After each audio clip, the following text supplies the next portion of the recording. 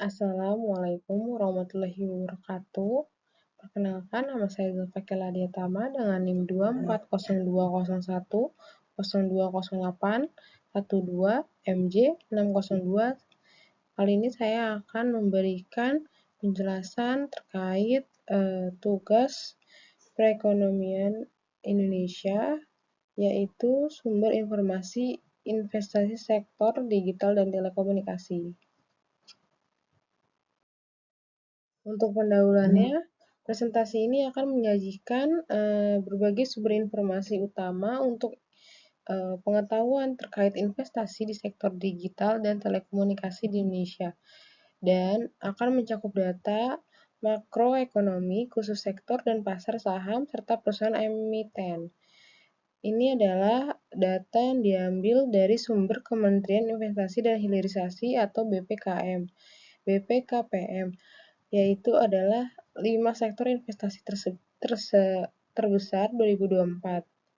Bisa dilihat di sini ada transportasi, gudang, telekomunikasi, serta dengan jumlah 58 triliun. Yang kedua ada industri logam dasar, disusul dengan pertambangan, lalu industri kimia dan farmasi, selanjutnya industri makanan.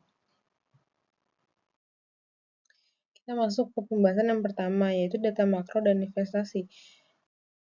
Dari data makro dan investasi yang didapatkan berbagai sumber, yaitu data BPS, PDB, pertumbuhan ekonomi, dan demografi. Badan Pusat Statistik sudah menyediakan data primer produk domestik bruto, yaitu pertumbuhan ekonomi nasional, demografi, serta statistik sektor untuk analisis investasi dan perkembangan sektor telekomunikasi. Sebagai contohnya, yaitu ada 4 di sini. Yang pertama itu ada vintage, yang kedua itu ada edtech, yang ketiga ada healthtech, yang keempat ada green technology. Bisa dilihat penjelasannya di sini ya. Yang kedua ada BKPM, Badan Koordinasi Penanaman Modal. Nah, ini disajikan data realisasi investasi asing dan domestik per sektor, serta kebijakan investasi dan insentif yang mendukung investasi di sektor digital dan telekomunikasi Indonesia. Negara investor terbesar 2024 yaitu dari Singapura, Tiongkok, Jepang, Korea Selatan, dan Amerika Serikat. Serta satu lagi kepotong, nanti bisa saya lihatkan ya.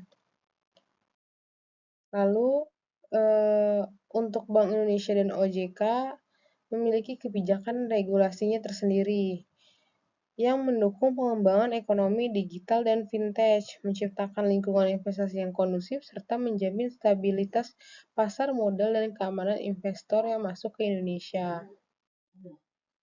Masuk pembahasan yang kedua, yaitu sektor digital dan telekomunikasi.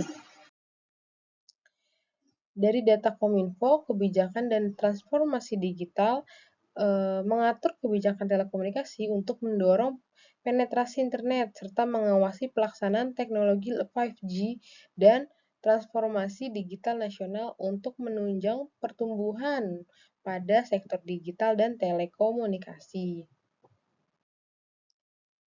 APJI secara berkala juga melakukan survei pengguna internet yang dimana dasarnya itu ada di Indonesia, yang sudah disediakan data detail tentang perilaku, penetrasi, dan demografi saat penggunaan internet yang penting untuk dianalisis pasar digital telekomunikasi. Ada juga laporan dari Google Econom, SEA and Statista, yaitu laporan yang memberikan statistik dan tren ekonomi digital regional termasuk e-commerce, fintech, serta pengguna internet dan media sosial yang relevan untuk pasar Indonesia. Nah, laporan tersebut biasanya diambil dari dasar orang-orang Indonesia yang menggunakan Google sebagai sumber atau resource untuk ekonomi digital yang mereka gunakan.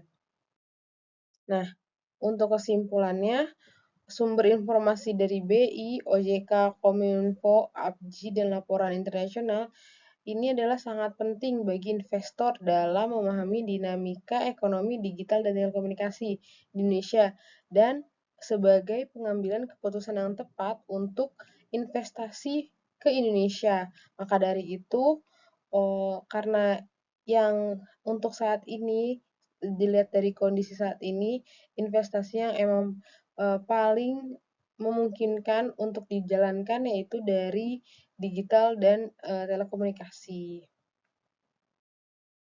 Terima kasih, kurang lebihnya mohon maaf.